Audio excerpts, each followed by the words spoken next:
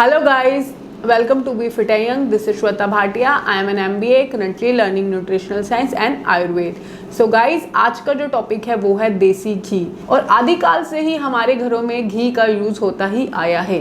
अब हम सबको ये तो पता है कि देसी घी हमारी सेहत के लिए किसी अमृत से कम नहीं, बट कैसे, कब और कौन सी बीमारी में किस टाइम पर और कितना देसी घी लेना चाहिए उसके बारे में हम आज बात करेंगे। देसी घी हमारी पूरी की पूरी बॉडी के लिए, यानी आपके पूरे हेड से लेके टो तक के लिए किसी वरदान से कम नहीं है। और आयुर्वेद में बहुत सारी ऐसी बीमारियों में डिफरेंट तरह की हर्ब के साथ अगर हम देसी घी को कंबाइन करते हैं तो वो औषधि की तरह ही काम करता है। अब देसी घी आपकी पूरी बॉडी के लिए ही यूज़फुल है, चाहे आप इसे आउटर अप्लाई करें, अपनी स्किन पर अप्लाई करें, अपने बालों में, अपनी बॉडी के ऊपर, या आप इसे खाकर अपनी बॉडी को अंदर से न्यूट्रिशन दें।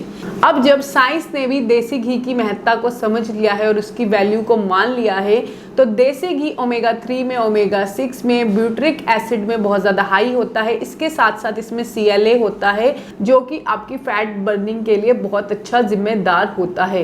खास इसमें ब्यूट्रिक एसिड होता है जो आपकी कोलन के लिए, आपकी स्टमक के लिए किसी वरदान से कम नहीं है। चाहे आपको कॉन्स्टिपेशन है तब भी, अगर आपको IBS की प्रॉब्लम है तब भी ये आपको कोलन को हेल्दी करता है। ब्यूट्रिक एसिड क्या होता है? ब्यूट्रिक एसिड होता है जो आपकी अंदर जो माइक्रोब्स होते हैं वो गुड फैट से मिलकर ही इस तरह का अच्छा सॉल्युबल फाइबर बनाते हैं जिससे आपका कोलन हेल्दी हो सके और आपको constipation, IBS, acidity, bloating, gas ऐसी प्रॉब्लम ना हो सके।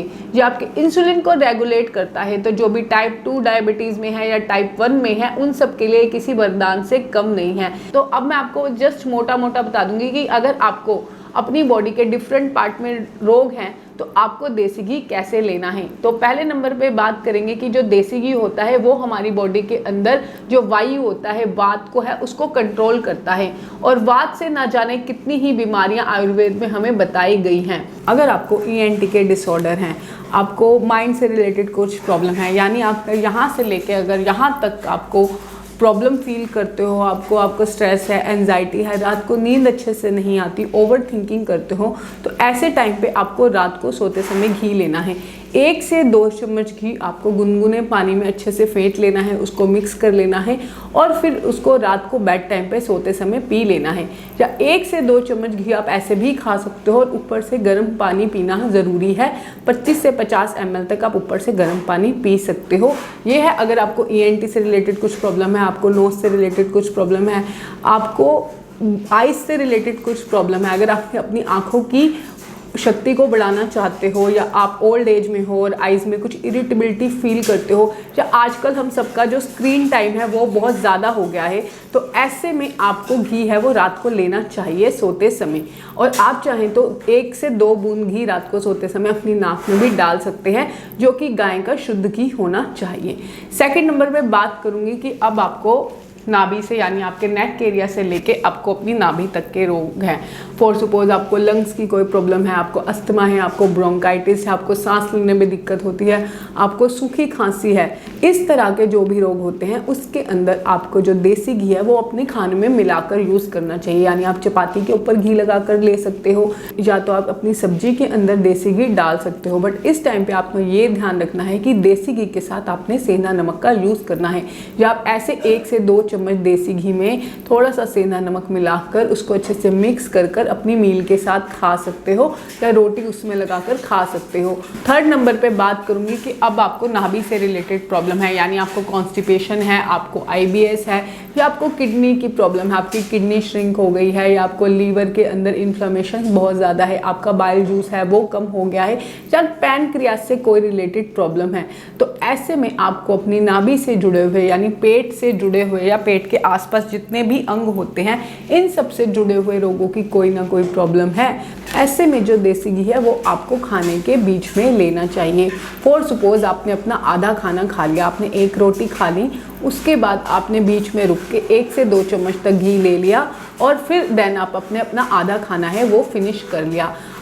तो इस तरह जब आप घी खाओगे तो आपको अपने जो पेट से जुड़े हुए जितने भी रोग हैं उसमें बहुत राहत रिलीफ करोगे। 4th नंबर पे बात करूंगी कि आपको पूरी बॉडी में ही कुछ ना कुछ प्रॉब्लम है, यानी आपको सिर से लेके पैर तक कोई प्रॉब्लम है, लाइक आपको कोई स्किन डिजीज है, आप रैशेज हो जाते हैं, आपको खारिश होती है, आपको ड्राइनेस की प्रॉब्लम है, आपकी नसों के अंदर वो तरावट ही नहीं है, या आपको हार्ट से रिलेटेड या ब्लड से रिलेटेड कोई इशू है, हार्ट की कोई भी प्रॉब्लम हो, चाहे वो हार्ट का बढ़ना हो, हार्ट की पल्पिटेशन हो जो कि सही नहीं है, या आपको कोई और हार्ट से रिलेटेड प्रॉब्लम हो, आपका हार्ट अच्छे से काम नहीं कर रहा हो, तो ऐसे में आपको जो घी है, यानी कि आपकी पूरी बॉडी में कोई ना कोई रोग है, पूरी ही बॉडी में आपको कोई प्रॉब्लम है, तो ऐसे में आपको जो घी है वो खाना खाने के बाद खाना चाहिए। जब आप अपनी मील ख़त्म कर लो उसके बाद आपको 1 से 2 चम्मच घी है वो लेना है, और उसके ऊपर से आपको 25 से 50 ml तक का पानी ऊपर से पी लेना है। अब लास्ट बात करेंगे 5th नंबर की, यानी आपको नाभि से नीचे के रोग हैं। नाभि से नीचे के रोग में लेडीज़ की जितनी भी प्रॉब्लम होती है, चाहे वो उनका मेनोपॉज हो, या उनको पीसीओडी की प्रॉब्लम हो, या उनका हार्मोनल इम्बैलेंस हो, या ओवरीज में गांठें हो, या मेंस की जो शुक्राणुओं से रिलेटेड प्रॉब्लम होती है, या आपकी बोन्स है वो वीक हो गया, आपकी हड्डियों में, पैरों में, टखनों में, जोड़ों में दर्द होता है, तो ऐसे में जो आपको घी है वो खाना खाने से पहले लेना चाहिए। खाना खाने से पहले चाहें तो उसमें 1 चुटकी सेंधा नमक और थोड़ी सी सौंठ मिलाकर उसको अच्छे से मिक्स करके 2 टेबलस्पून घी, आपको जो छोटी वाली चम्मच होती है वो आपने अच्छे से चाट के खा लेना है, और उसके बाद आपने खाना खाना है। अब घी को लेते वक्त, घी अमृत भी है पर घी विष भी बन सकता है। कोई भी चीज़ अगर आप लेने का सही तरीका नहीं जानते तो वो आपका जितना फ़ायदा नहीं करेगी उससे ज़्यादा आपको नुकसान करनी है। ऐसी ही सावधानी हमें घी के साथ भी रखनी है।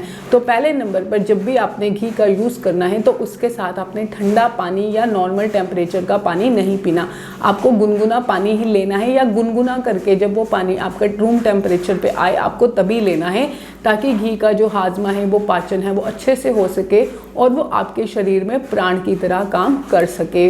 वो रस, रक्त, मांस, मेद, अस्थि, मज्जा, शुक्र, इन सभी आपकी धातुओं पर अच्छे से काम कर सके और उनको और भी ज़्यादा अफेक्टिव कर सके, ताकि आपकी बॉडी के अंदर डीजेनरेशन ना हो, आपकी बॉडी जो है वो स्वस्थ रहे। सेकेंड नंबर पे है घी जो है वो आपने शहद के साथ कभी भी एक समान मात्रा में यूज़ नहीं करना चाहिए। जैसे हम लोग पंचामृत बनाते हैं तो उसमें आपने ऐसा नहीं है कि 1 चम्मच घी डाला और 1 चम्मच आप शहद भी डालेंगे, या कभी कभी हमें कोई रिकमेंड करता है जब दूध में घी डाल के पियो तो हम मीठे की जगह उसमें शहद डालते हैं।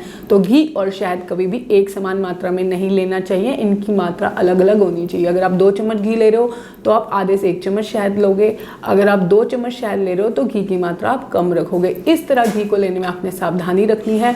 घी के साथ आप कोशिश करिए आपको सेंधा नमक का ही यूज़ करना चाहिए, नॉर्मल आयोडीन सॉल्ट का प्रयोग नहीं करना चाहिए, और घी खाने के बाद आपको गर्म पानी का सेवन अवश्य करना चाहिए। थोड़ी मात्रा में 25 से 30 ml तक घूंट घूंट करके पानी पी लेना चाहिए। तो इस तरह जो घी अगर आप लोगे तो आपके लिए किसी चमत्कार से कम नहीं है। इसके अलावा होल बॉडी में आपके ये घी चमत्कारिक ढंग से काम करता है। अगर मेरी दी हुई जानकारी अच्छी लगी हो, घी पे आगे मैं और वीडियो बनाती रहूँगी कि कैसे आप डिफरेंट तरह की हर्ब्स घी के अंदर मिलाकर उसकी औषधि उसको बना सकते हो और उसको कंज्यूम करके अपने और रोगों को ट्रीट कर सकते हो। तो घी पे दी हुई ये जानकारी आपको कैसी लगी, इसको लोगों के साथ ज़्यादा से ज़्यादा शेयर करो, क्योंकि ये इन्फॉर्मेशन बहुत कम है, और जितना आप लोगों के साथ शेयर करोगे ताकि उनकी भी एक हेल्प हो सके और मेरी जानकारी दी हुई अच्छी लगी हो तो चैनल को सब्सक्राइब कर लेना आगे और अच्छी जानकारी के लिए। तो मिलते हैं नेक्स्ट वीडियो में किसी अमेजिंग सी इन्फॉर्मेशन के साथ। Till then take care, bye bye.